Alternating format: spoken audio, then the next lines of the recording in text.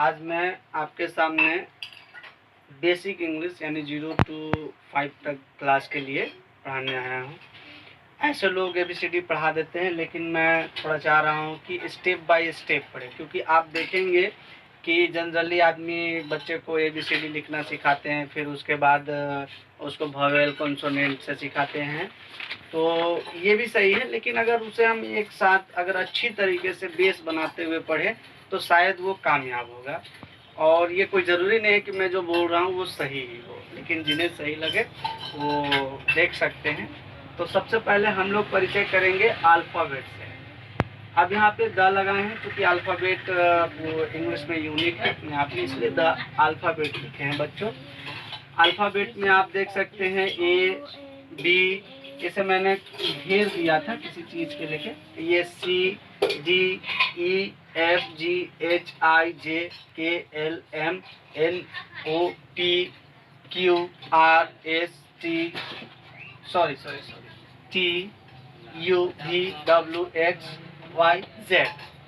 अब आप देखेंगे कि ये पूरा आपका अल्फ़ाबेट है, लेकिन अल्फ़ाबेट में अगर बच्चे से हम छोटे बच्चे से पूछे बेटा बताओ अल्फ़ाबेट में कितने लेटर है, तो लोग वो नहीं बता पाते हैं क्योंकि उन्हें बताया ही नहीं। इसलिए इस पूरे लेटर में मैंने 5 का एक कॉलम बनाया हुआ है, जैसे 1 2 3 4 5। तो ये देखेंगे 1 2 3 4 5 5 जब 25 प्लस 1 26, यानी पूरे अल्फ़ाबेट में 26 लेटर्स होते हैं। ठीक है, अल्फ़ाबेट में कितने लेटर्स होते हैं? 26 लेटर। 26 अगर हिंदी में कहें तो पूरे ABCD में 26 होते हैं। ठीक है, लेटर 26 होते हैं।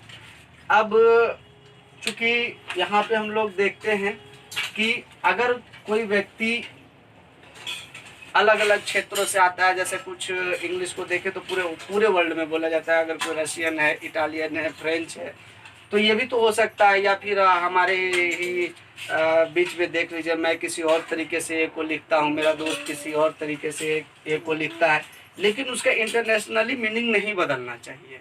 ठीक है, जैसे अगर कोई आया, कोई ऐसे ए लिख दिया, तो हो सकता है इस टाइप से ए लिख देगा, फिर कोई अलग अलग टाइप से लिख सकता है। तो मेरा बेसिकली कहना है कि ये मीनिंग नहीं बदलना चाहिए, जो लेटर है वो लेटर होना चाहिए।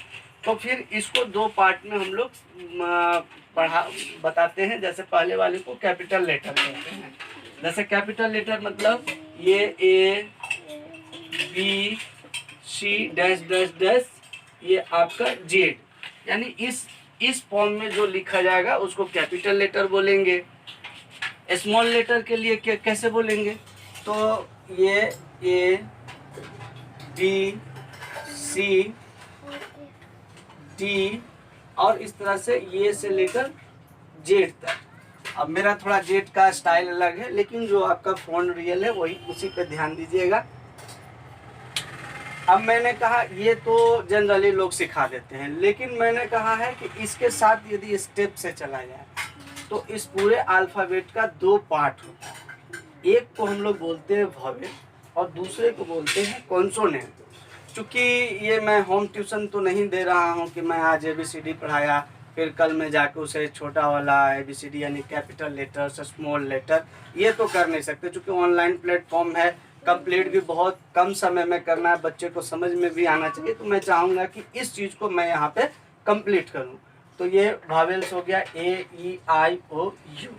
अब हम लोग देखेंगे कि यहाँ पे है क्या। मैंने ऑलरेडी पहले से लगा के रखा है A E I O और ये U, यानी ये कितने हो गए गिनेंगे भी हम लोग, क्योंकि बहुत बच्चे बस A E I O U रख लेते हैं, लेकिन पूछो बेटा हाउ मेनी वोवेल्स, तो बता नहीं पाते हैं। तो हाउ मेनी वोवेल्स में अगर हम लोग इसे संख्या में बोले तो 5। कितना हो गया? 5। और बाकी 26 माइनस 5 करें, क्योंकि देखिए यहाँ पे कॉन्सोनेंट है, तो जो बच्चे घटाना जानते हैं, चूँकि इंग्लिश के साथ मैथ भी आप थोड़ा सा सीख लीजिए, तो ये 26 माइनस 5 करेंगे तो 21, यानी आपका कॉन्सोनेंट फिर कितना हो जाएगा बेटा? 21। तो ये आपका 21 कॉन्सोनेंट है। अब हम यहाँ पे देखेंगे कि भाई कॉन्सोनेंट और वोवेल को क्यों हम लोग डिफ्रेंशिएट कर रहे हैं, क्या कारण है बताने का। तो यहाँ पे मैंने थोड़ा छोटा दिख रहा होगा, लेकिन मैं आपको बोल के समझा रहा हूँ कि to speak without help of consonant, to speak without consonant मैंने लिखा है, यानी वैसे लेटर ABCD में वैसे लेटर, अल्फाबेट के वैसे लेटर जो बिना किसी कॉन्सोनेंट के हेल्प लिए बोले जा सकते हैं। जैसे आपको एक एग्जांपल समझाता हूँ।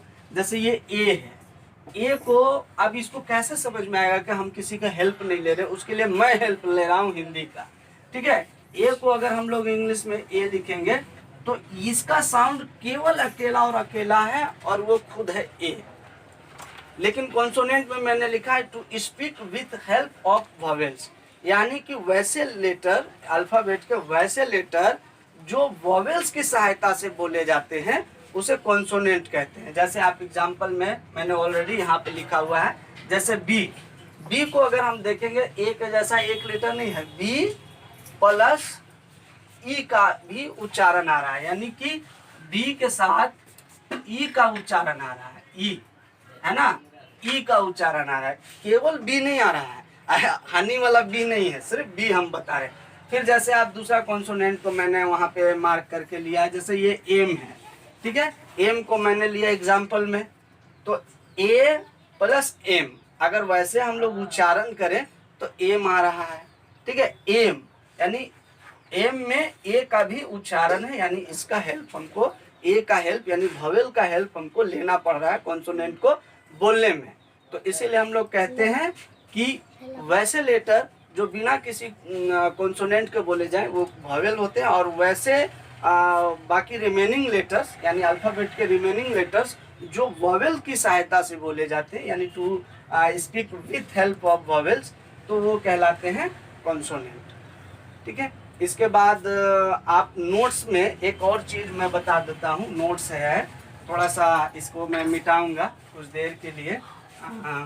अच्छा इधर बताता हूँ, एक नोट्स है वो है W और Y, किसी किसी बुक में इसको बताता है सेमी वोवेल्स, किसी किसी बुक्स में इसको सेमी वोवेल्स बताता है, यानी कि कहने का मतलब है, अब ये देख लीजिए ABCD में कहाँ पर है, ये मैं इसको थोड़ा सा ब्रैकेट कर रहा हूँ W और Y का।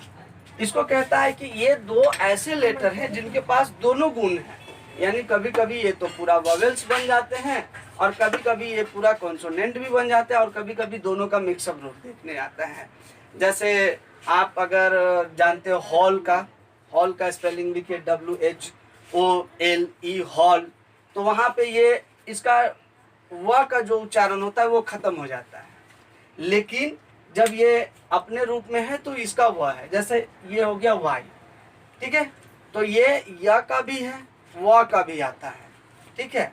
जैसे आप एक उदाहरण लेकर देख सकते हैं, जैसे हम लोग येलो लिखते हैं तो ये स्पेलिंग आई थिंक कि हाँ सही होना चाहिए, तो ये येलो लिखते हैं, येलो में आप देख रहे हैं ये य का उच्चारण है, किसी में और में दूसरे में उच्चारण आता है।